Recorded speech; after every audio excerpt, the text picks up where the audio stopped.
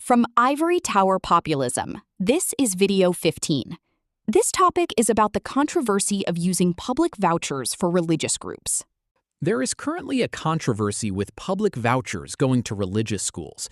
And believe it or not, you believe that performance-based crowdfunding might have a solution for this too.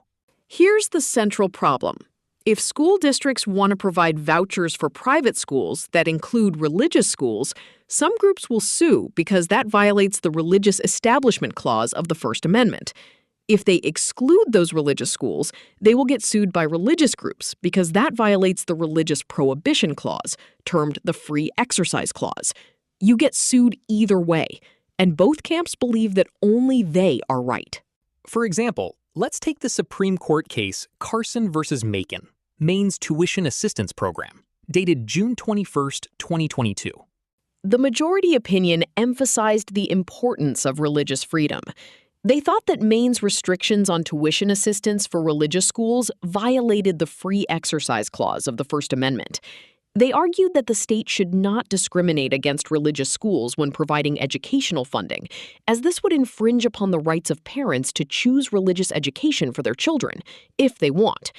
The government should not impose a non-sectarian requirement that excludes religious options from public funding programs.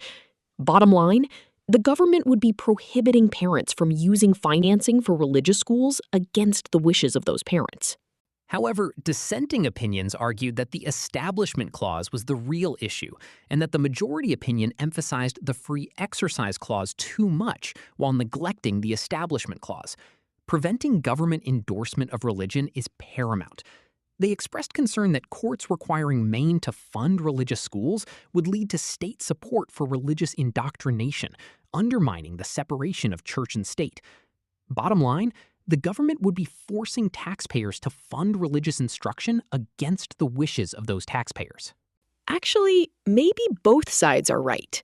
The First Amendment really does address both religious prohibition and religious establishment. The government shouldn't do either.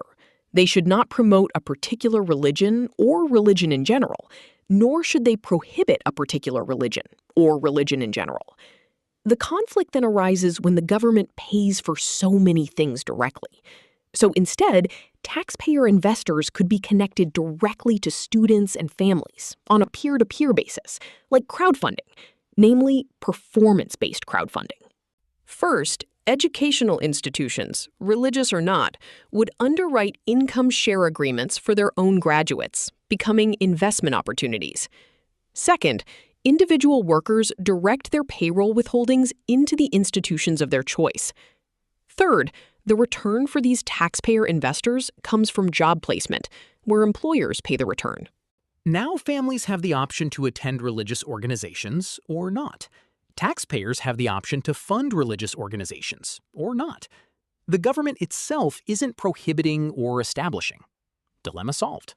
And this concludes this episode of the Nerdy Podcast. So, until next time.